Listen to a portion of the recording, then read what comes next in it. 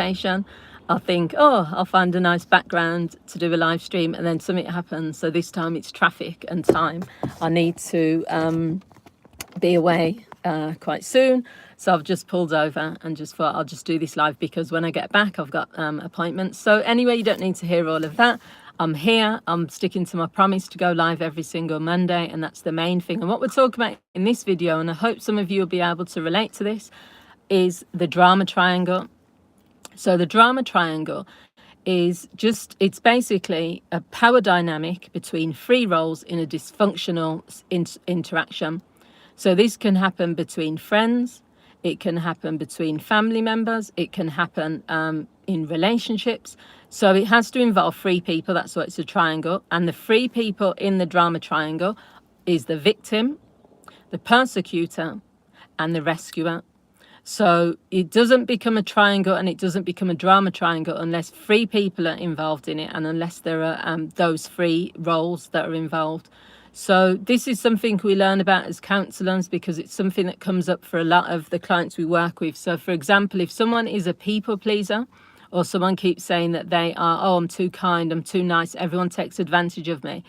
For some people, they could possibly be like the rescuer. And that would be, and I'm going to talk a little bit more about what those roles mean and how, if you're in that situation, what you could do. And I've made some notes, that's why I'm looking down. So the victim is in this triangle, feels like they have no control in the situation. So if you've ever met someone who is always the victim, they say, oh, well, I can't do anything about this, and there's nothing I can do, and it's, oh, you know, I'm really stuck in this position. So a good example in a more subtle way could be someone that keeps using this term, I'm stuck in the middle, I'm stuck in the middle. So you might have a person whose parents don't get on with their partner. And so the person will keep saying, oh, I'm stuck in the middle of all of this, I don't know what to do. Oh, I'm the victim in all of this. You know, I'm trying to please my partner and I'm trying to please my parents, and there's nothing I can do.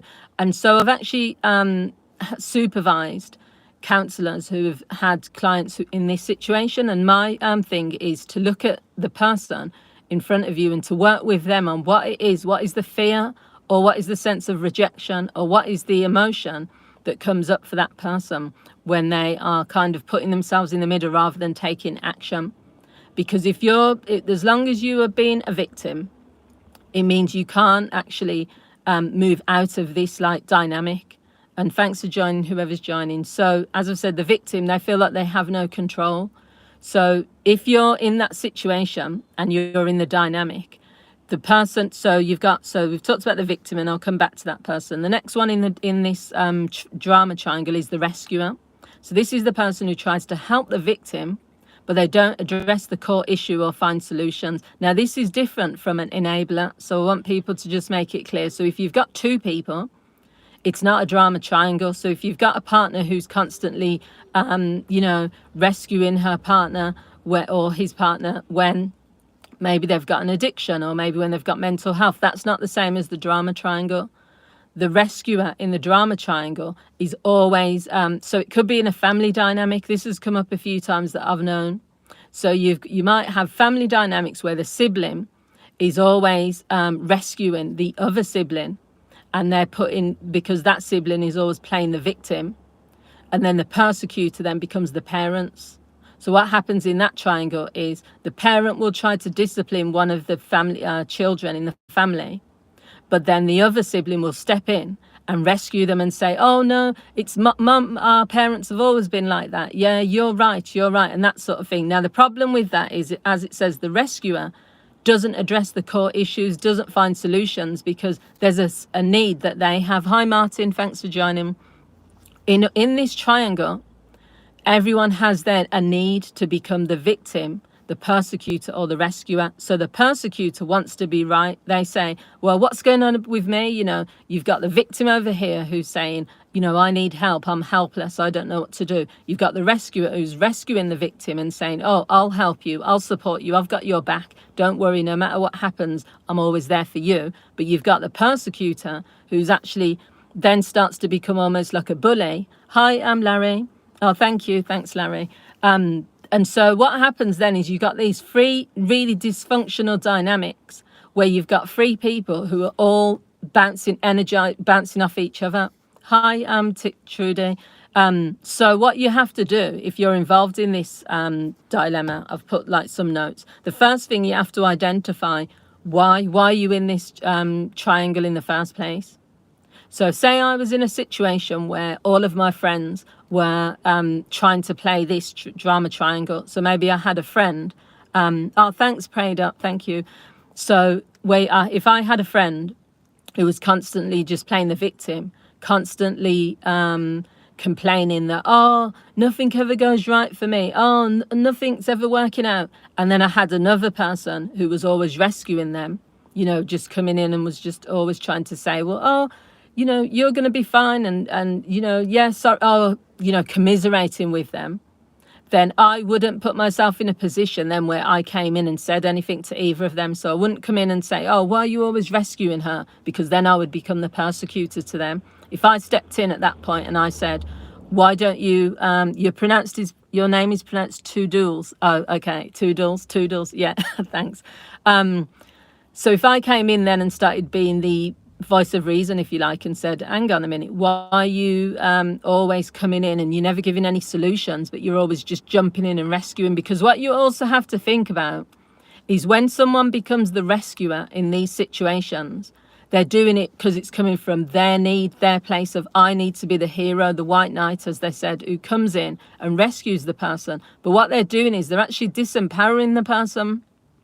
Thanks, Anton, for joining. So, because if you keep swooping in and rescuing someone without finding a solution, but you just say, oh, okay, you're a victim, so I need to save you. What you're actually not doing is you're not giving that person an opportunity to find solutions for themselves.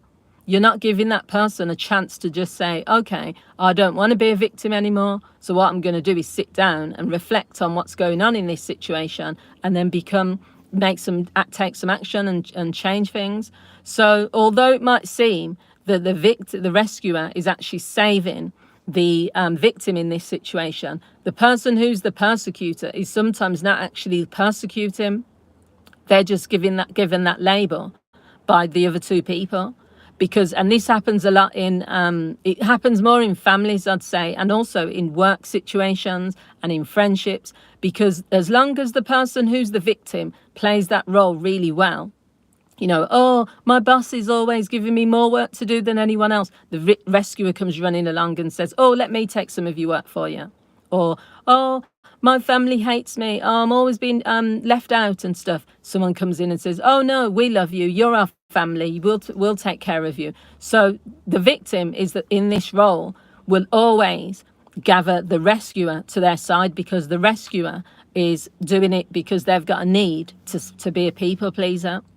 And then the persecutor, if they come into this dynamic, they've got no other choice but to kind of stand up for themselves, or to come in as someone who's going to make things worse for the victim, who then starts to say, well, oh, my boss is now giving me more work. So then the rescuer comes in and rescues them. But the boss is then thinking to themselves, I'm not actually doing anything wrong here.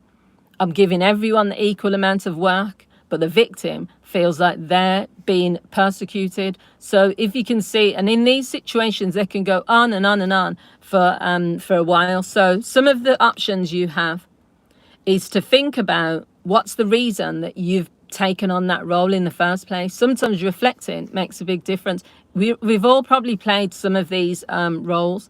Maybe the persecutor has felt jealous of friendship groups, or felt jealous of family members, so they've started then to become nasty, or they've started to become vicious towards like the person who then feels a victim. Maybe the victim has become like that because they're just sick of they used to be a people pleaser, so now they're saying, I've had enough, and then they become the victim. Then the rescuer has probably that's within their nature, so they have to rescue. And you just have to think sometimes, if you're part of this triangle, you might not even be aware that you're part of the triangle because it's so subtle, because a victim isn't going to be the way that I've just described it in such a very open way. Victims will come in all shapes and sizes, and the rescuer, the reason the victim is playing that role sometimes, and I'm not talking about a victim meaning a true victim, you know what the word means, I'm talking about in this dynamic, so I just want to make that clear.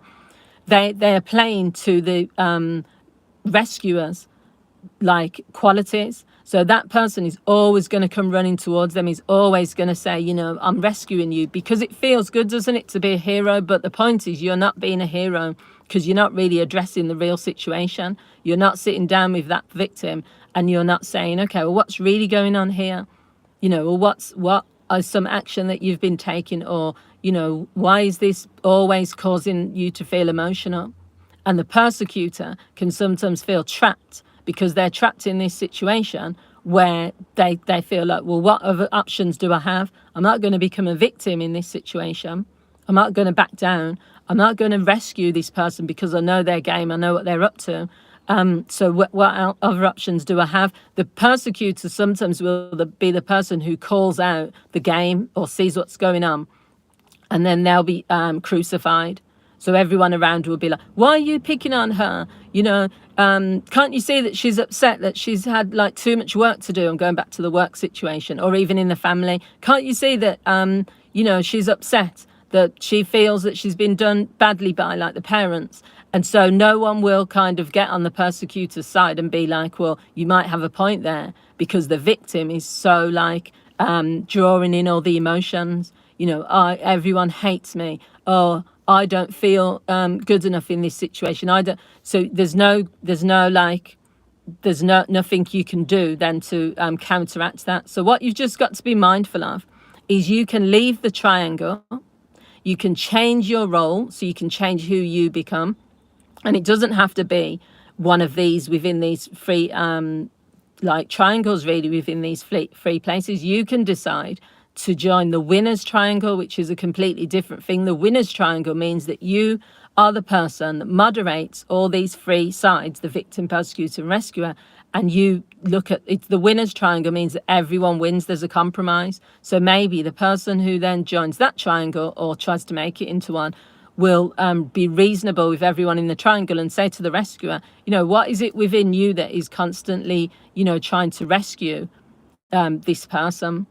Why are you always coming to their aid? Or is there another way? Instead of you coming to their aid, is there another way of you empowering that person? They might say to the victim, you know, I want to empower you to be able to be the best that you can be. That way we all win. So what would it take, or what do you need to be able to do that? You know, or in this situation, are you looking at all angles, or are you just looking at it from one way? So there's ways out of it. But if you find yourself drawn into it, and there's no way out, then the best thing to do is to leave. Don't become part of this triangle. Don't stay in it, because there's no escaping from it as long as like the victim is in there and the rescuer is in there. I'd say the persecutor, to be fair, there are some situations where the persecutor is causing the issue because they're bullying as well. But in some cases, the persecutor is also the one that is labelled as that because they're standing up for, they're looking at a different angle. The rescuer will always rescue. That's their thing. They can't do anything else. And it happened. And what you'll find is you'll see that, say, like if you've got an older brother, older sister, a partner might jump in. Lots of people who are in the rescuer role, they don't think that they'll see it as being, that's my job, that's my duty, that's my thing. I have to come to this person's aid. And the victim would have played such a good role over the years that there's no way that rescuer will be able to not come to their aid. But the problem with that is that that's why it becomes a triangle, and it can last for years and years and years, especially in families, because there's nothing that anyone else can say that will ever make the rescuer see the victim as anything but a victim. So I think if you're in this situation, it's just best to identify first of all, that you're in it, because you might not even be aware that you're in it. You might just keep thinking, what's gone on there? You might just be sat there thinking, wait a minute, what happened there? Because this dynamic will keep repeating itself, and you might be thinking, oh, I don't know how that happened. So I think the best thing you can do is identify, first of all, where you are within this whole system if you're in it. And then you can start to assess whether you can turn it into a winner's triangle, if that's possible.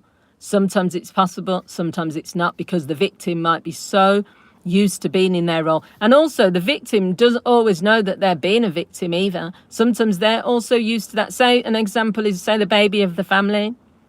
If you've got someone in a family and they're always told that they're the baby of the family and they're always treated in that way, then that, you know, situations might come up where another member of the family might have to tell them something they don't want to hear, and then they'll start being the victim. Oh, so and so was picking on me. Oh, I'm always getting picked on. Then the rescuer will come running in and tell the older sibling, what are you talking to so and so like that for? And, you know, and then all of a sudden the parent might come in and say, why are you persecuting, you know, why you it just becomes, I can't even get my words out. It just becomes so like toxic in the end that it can just, that, you know, maybe you can't turn it into a winner's triangle, but then other times you can. So if it's happening at work where you've got colleagues and a boss, so the boss might be labeled as the persecutor, one of the colleagues might be the victim all the time, and one of the colleagues might be rescuing her. That can become a winner's triangle, because you can all work together. You can also, we all work here, you know, so maybe we need to sit down with the boss and we need to work out you know, caseloads. Maybe we need to work together to say no one should be feeling like, you know, overwhelmed with work, but at the same time, if we're in an organization where we're all equally getting the same amount of work, no one's the victim either. So there's different ways to approach it. So I hope you found that useful. I don't know if I explained it in the best way. There is lots of videos on YouTube about the drama triangle, and you can find lots of stuff on Google. I might do a follow-up video about it another time. I've actually made a video about it. It's on this channel actually. So if you type in the drama triangle in the search bar in my on my page, you'll see it, but it was years ago, and I think it's got some animation in the video. So yeah, that will probably explain it a little bit more as well. So thanks for watching, everyone that joined. I can't put Toodles, Anton, I can see, Prayed Up, and a few other people. Thank you all for joining, and I'll be back next Monday. I'll try to say the time when I'm going to be going live, but sometimes I don't always get the chance. Thanks for watching, and anyone watching on the replay, feel free to leave your comments. Have a good day, everyone, and a good week. Bye.